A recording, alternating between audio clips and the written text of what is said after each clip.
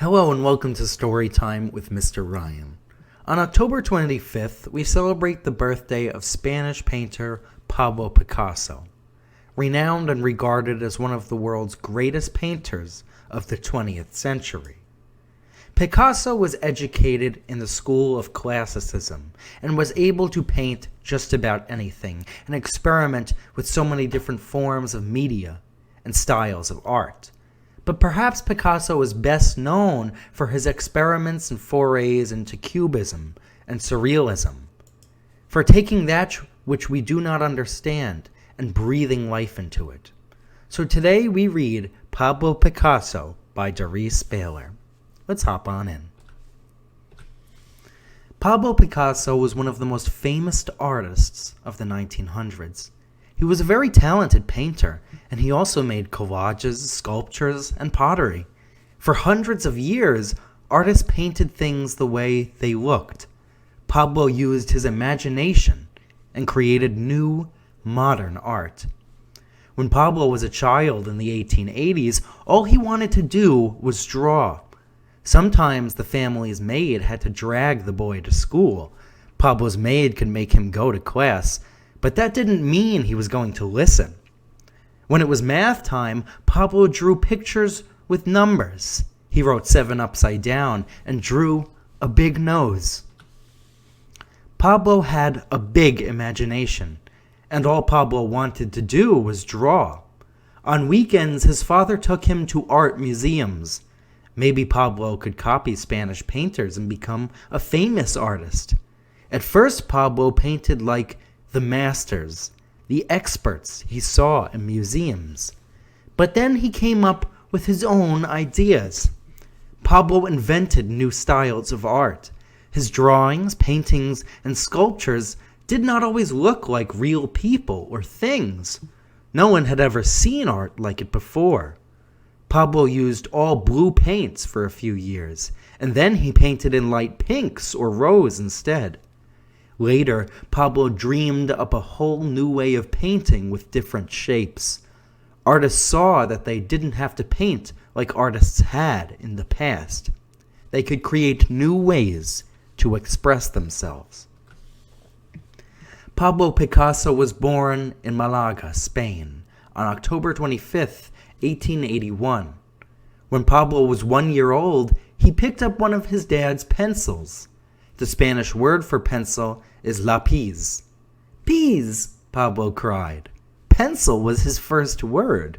The little toddler began to draw. When he was older, Pablo took art classes at the school where his father taught. Pablo drew with a pencil or pen. He painted with watercolor or oil paint. He liked using different kinds of art supplies. He was always experimenting. When Pablo was 13, his father took a new job teaching art in Barcelona. Barcelona is a big city on the northern coast of Spain. Pablo's father liked the traditional way Spanish artists had been painting. Some of their portraits were dark, but the pictures were like real photographs. But in Barcelona, artists were interested in new painting ideas from Paris. A French painter named Georges Pierre Seurat used tiny dabs of bright paint. Other artists were trying new things with their brushes. When Pablo was 15, his uncle asked him to paint a picture of his aunt Pepa. As the story goes, Pablo finished it in less than an hour. Then his father posed for another painting. Pablo's father pretended to be a doctor sitting next to a sick woman. Pablo drew a nun holding a child and offering the sick woman a drink of water. When Pablo finished the painting, it had the touch of an older, experienced artist. It could have hung in a museum. It didn't look as though someone who was just 15 could have painted it. In 1897, the painting, Science and Charity, won an award in a show. Pablo was making a name for himself. He started going to the best art school in Spain. The teacher showed him how to paint the way his dad had taught him. Pablo quit school. He wanted to create a new style of his own. he would teach himself how to paint a new way. When Picasso was 18, one of his paintings, Les Derniers Moments, or The Last Times, was chosen for the 1900 World's Fair in Paris. At the fair, countries showed what their people had invented, like talking movies and escalators. They also displayed art. Picasso's painting was going to hang in the Spanish Pavilion. Thousands of people would see it. Paris was a beautiful city. Artists kept experimenting with new ways of painting. There were many famous art museums, such as the Louvre. Paris was the art capital of the world. Picasso decided to move to Paris. There he visited the museums. He made friends with other artists. He saw paintings by famous French artists, such as Henri de Latouche-Lautrec. These paintings showed Parisian people, scenery, and dance halls. They were filled with color. Picasso studied them and copied the style. An art dealer put together a show of Picasso's paintings. People could look at his artwork and buy it. Picasso got busy painting. According to legend, some days he even finished 3 works. Picasso used brighter paint like the French artists. Some of his paintings looked like theirs. The show was a great success. Picasso was becoming famous, even though he was only 20 years old. Then a friend of Picasso's died in 1901. Over the next 3 years, Picasso painted many pictures of sad people. The paintings were in shades of blue that made the pictures dark and gloomy. The paintings showed how unhappy he was. This time became known as his Blue Period. In 1904, Picasso moved into a neighborhood on a hill in Paris. It was called Montmartre, and many artists lived there. Picasso and his friends liked to go to the circus there. Picasso began painting the clowns and jugglers. His friends encouraged him. Picasso felt happier and used rose-colored paint. The paintings were brighter. One day, Picasso drew a family of acrobats. The painting is called The Family of Saltimbanques.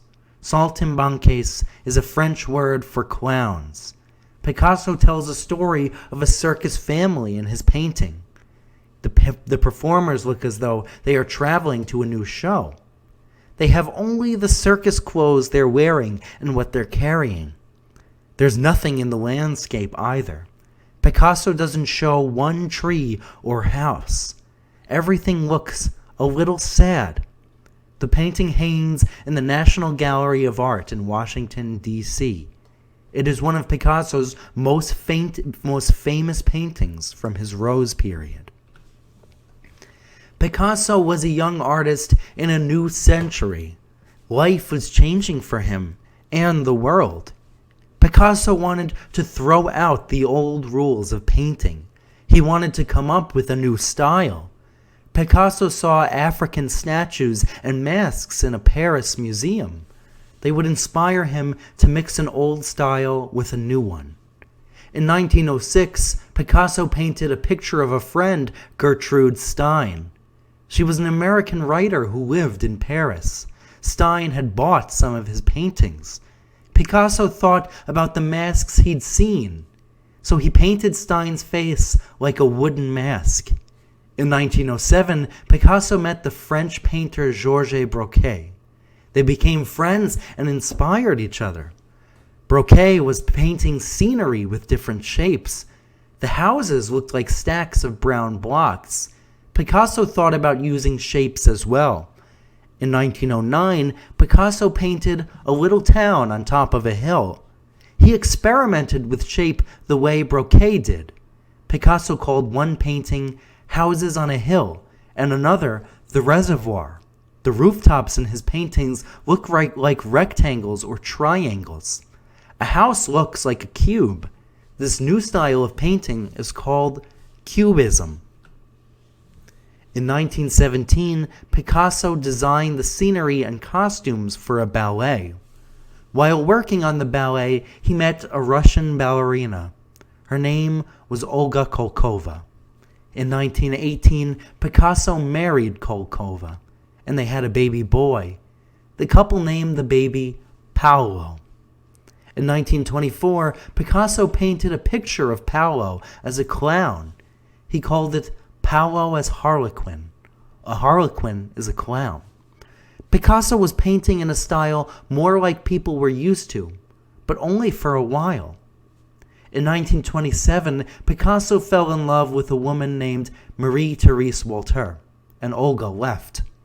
Walter and Picasso had a daughter, Maya. Picasso drew a picture of Maya and the artist's daughter with a boat, but Picasso didn't paint her eyes where they should go. He painted them far off to the side, and her nose and lips weren't in the right place either. He did the same thing in other paintings. Picasso didn't paint exactly what he saw. He used a little imagination. In 1937, Germany bombed the Spanish town of Guernica. It was a small town near Barcelona. The town was destroyed, and many people died. Picasso expressed his sadness in a famous painting titled Guernica. Picasso's Guernica was shown at the Paris World's Fair. The people and animals almost looked like cartoons, but you could see the pain and suffering in their faces. Guernica became one of the most famous paintings of the century. After World War II ended in 1945, Picasso began living in the south of France. He tried pottery and sculpture. He became a great sculptor as well as a great painter. Sometimes he made sculptures out of junk. He kept making art as he grew older. On April 8, 1973, Picasso died at age 91. He had looked at people in new ways. He saw them and drew them differently. He dared to create art that looked weird to some people, yet it was bold and new and transformed art in the new century. Picasso helped introduce Cubism and modern art. Artists who came after him felt free to create their own new styles. Picasso showed them that they didn't have to paint the way everybody else did. Picasso changed his style many times. No other artists came up with so many new ideas, or changed as many times. Picasso created more than 50,000 paintings, drawings, prints, sculptures, and pottery pieces. He was one of the greatest artists of the 20th century. Well, thank you guys so much for watching this wonderful little picture book about Pablo Picasso, a truly wonderful artist. Many people do not understand modern art or abstract or unusual art, but the important thing is recognizing how important, how interesting, how distinct these works of art are. And I think Picasso did a wonderful job showing us that you don't have to be just like everybody else. You can use creativity, the thoughts in your own mind, something entirely unique, and create something different, yet beautiful. Thank you guys so much for watching. I hope you enjoyed the story. Please feel free to take a look at this glossary of terms if you didn't recognize any of the artistic terms we used in this story. Please feel free to take a look at this glossary, and it will help you with a little bit of refresher of art history. Thank you guys so much for watching. A very happy birthday to Mr. Picasso. He's got a lot of incredible artworks. I encourage you to check them out in the museum sometime. Thanks to everyone for watching. I enjoyed reading along with you. And if you're looking for fun activities you can do from home, go ahead and check out veronalibrary.org/children. Until next time, I'll be seeing you. Thanks for watching. Bye-bye.